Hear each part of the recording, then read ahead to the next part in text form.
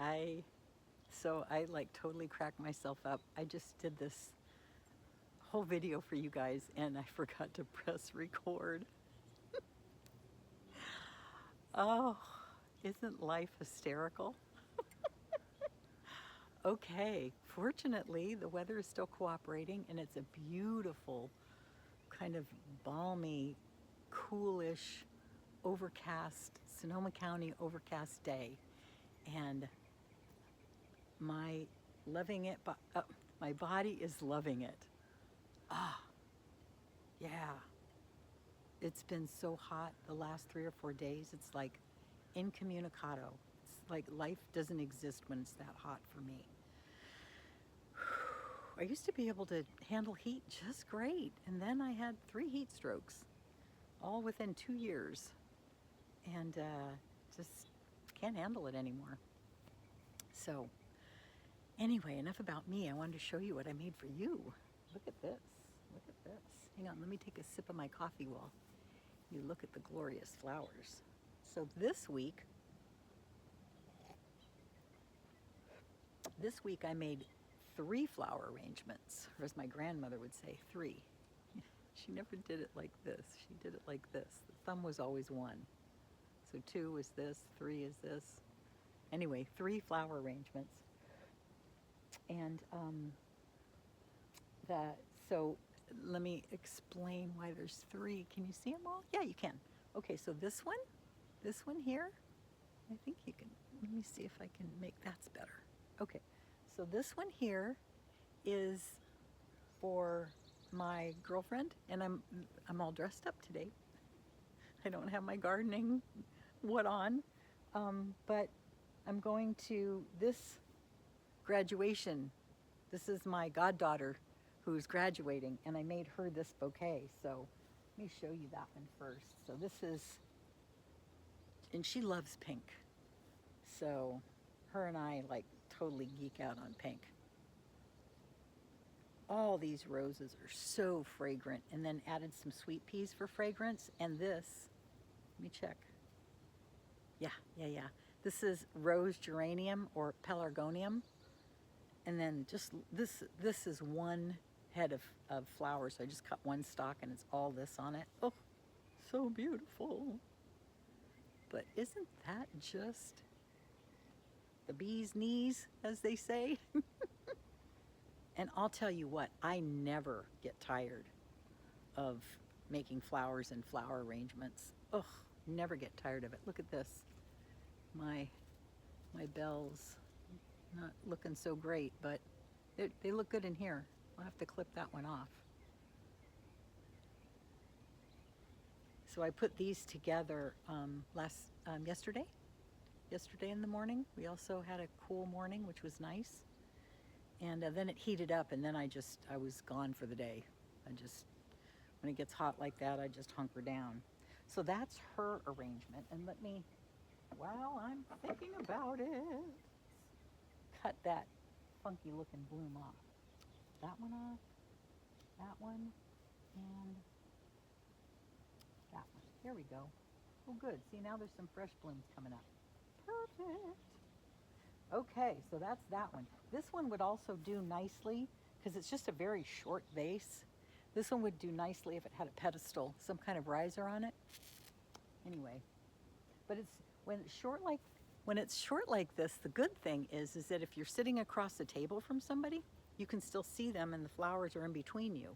So that's kind of a nice thing to think about when you're making a flower arrangement. Do you want it to be tall and take up all this headspace, or do you want people to be able to speak across if it's like for a dinner party or for tea or lunch?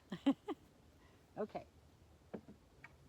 so that's number 1. So number 2, this one here is for Mama of the goddaughter, and this one's for her.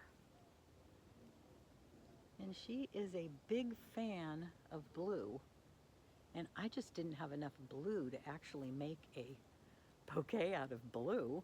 And she also loves daisies. So this is feverfew, so I put a bunch of feverfew in here. That's why I started with feverfew, because I knew she liked that. And trying to find something that's not pink, because she is not a pink girl at all. So I have these wonderful new salmon roses, and this is probably my favorite view of the arrangement because I like this draping of this rose right here. It kind of gives some whimsical and some movement to the arrangement, so it doesn't just look like a grocery store arrangement, right? And one of the other things I wanted to show you, this is fun. These are alstroemeria from my sisters, and these are, oh my goodness, this is from a client I had in Sebastopol many years ago. Yeah. What I wanted to show you in this arrangement, let me come over here and show you. So here we go. So this right here, this lily, see how, there we go. See how kind of bronzed out it is? And then there's another one right behind it, bronzed out right there. See that?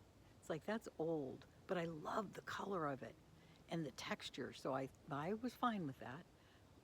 And when I say old, I'll give you an example. This is newly opened. Same lily, but completely different look and feel. And I love them both. Isn't that awesome? You know, so a lot of times you can use things for texture. You know, it's not just about that all the flowers have to be perfect and, you know, spectacular, although that helps.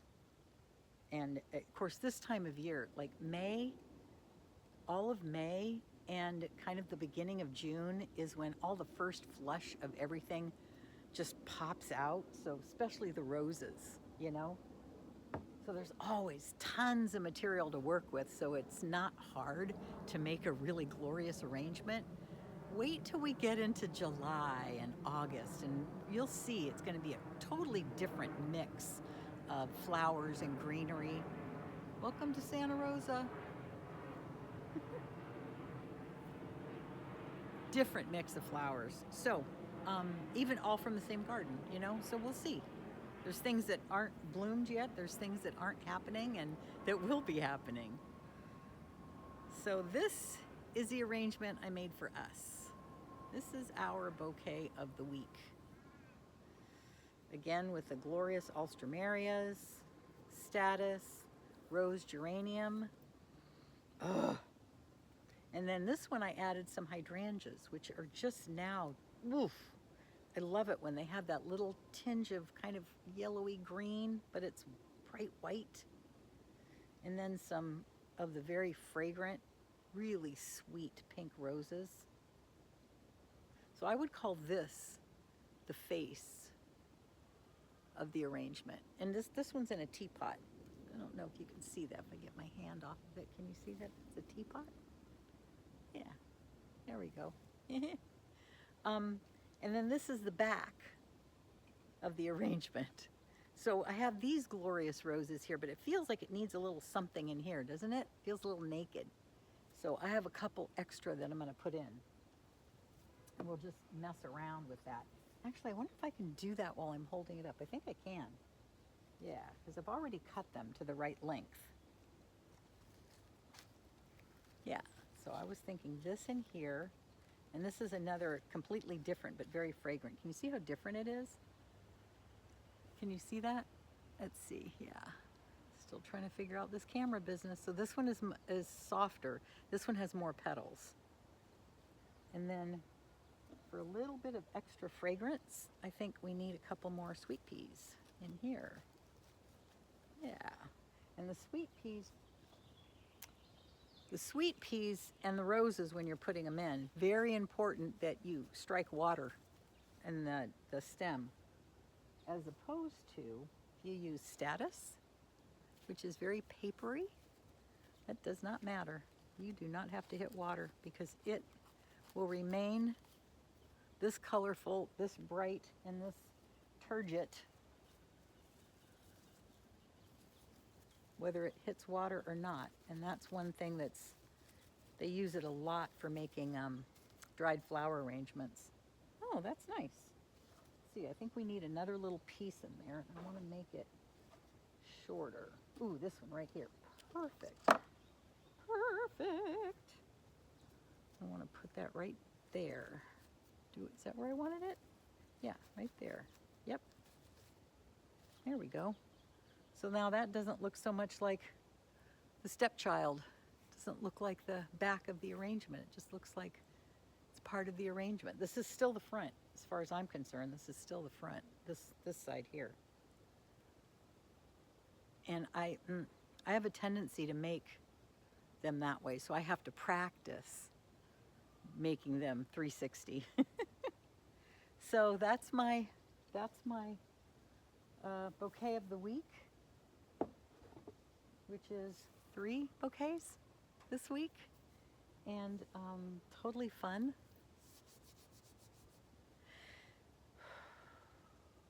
Wow. It's like these are my joy projects this week. And it's always fun when you can make arrangements and you have somebody to give them to, because then you can make more. And that's my favorite, is of the making them and the giving them. I like that too. It's like gathering the joy from the garden, putting it in the vase, and then offering that joy to somebody else, sharing that joy to somebody else. And as I'm thinking about that and talking about that and thinking about it in the physical, like actually taking, like, this is going to go to my neighbor across the street. And he just lost his wife, and I used to bring her bouquets all the time, and she loved them. And I told him, I says, well, I hope that now that your sweetie's gone, that I can still bring flowers, because I'm going to. And he says, I like flowers. And I went, good. So he gets a bouquet. He usually gets our bouquet of the week. And of course, this is going to go to the graduate, and then this is going to go to the mom. So I got a clean slate ready to make more.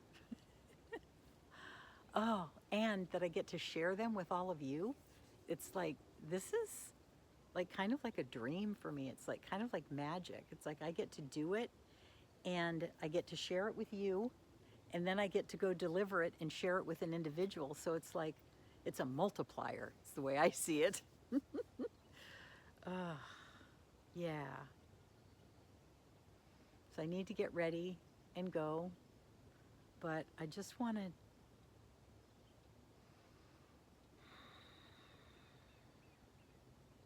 just be in, just for a moment. Can we just